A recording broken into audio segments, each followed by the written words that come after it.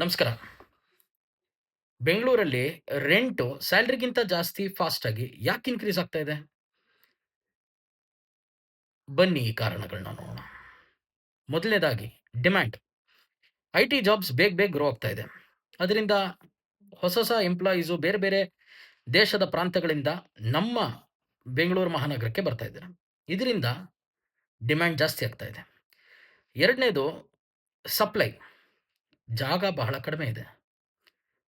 ನಮ್ಮ ಹಿಂದಿನ ವಿಡಿಯೋಲಿ ಹೇಳ್ದಂಗೆ ಇಡೀ ನಮ್ಮ 31 ಡಿಸ್ಟ್ರಿಕ್ಟ್ ಕರ್ನಾಟಕದಲ್ಲಿ Bengaluru urban is the smallest district, yet the most populous. So ಜಾಗ ಕಡಿಮೆ ಇದೆ, ಮೆಟ್ರೋ ಕನೆಕ್ಟಿವಿಟಿ ಇದೆ, ಲೊಕೇಶನ್ ಚೆನ್ನಾಗಿರೋದು ಬಹಳ ಕಡಿಮೆ ಇದೆ.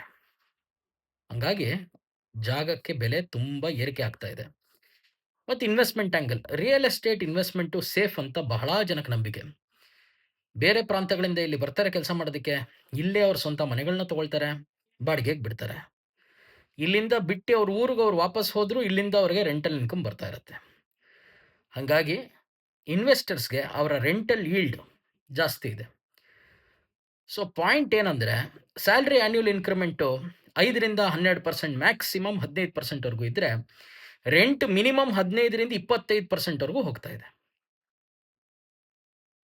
ದಿಸ್ ಇಸ್ ನಾಟ್ ರ್ಯಾಂಡಮ್ ಸ್ನೇಹಿತರೆ, it is structural.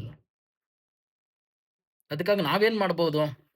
Tyre 2, tyre 3 ಸಿಟೀಸ್ನಲ್ಲಿ ಸ್ವಲ್ಪ ಇನ್ವೆಸ್ಟ್ಮೆಂಟ್ ಈಗಿಂದ ಮಾಡ್ತಾ ಇದ್ದರೆ, ನಾಳೆ ಅದು ಚೆನ್ನಾಗಿ ಡೆವಲಪ್ ಆದಾಗ ಒಳ್ಳೆ ರೆಂಟಲ್ ಸೇಲ್ ವ್ಯಾಲ್ಯೂ ಈಲ್ಡ್ ಸಿಕ್ಕಿ, ಅಥವಾ ರೆಂಟಲ್ ವ್ಯಾಲ್ಯೂ ಕೂಡ ನಮಗೆ ಅಲ್ಲಿ ಚೆನ್ನಾಗಿ ಸಿಕ್ಕಿ, ಅಲ್ಲಿ ಡೆವಲಪ್ ಆದ ನಂತರ ಇನ್ನು 15-20 ವರ್ಷದಲ್ಲಿ ನಾವು ಆ ದುಡ್ಡನ್ನು ನಂತರ ಅಲ್ಲಿ ಬೇಕಾದ್ರೆ ಮಾರಿ ಇಲ್ಲಿ ಸ್ವಂತ ಮನೆ ತಗೋಬೋದು.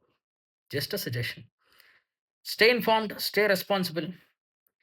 ನಮಸ್ಕಾರ. ಜೈ ಹಿಂದ್, ಜೈ ಕರ್ನಾಟಕ ಮಾತೆ.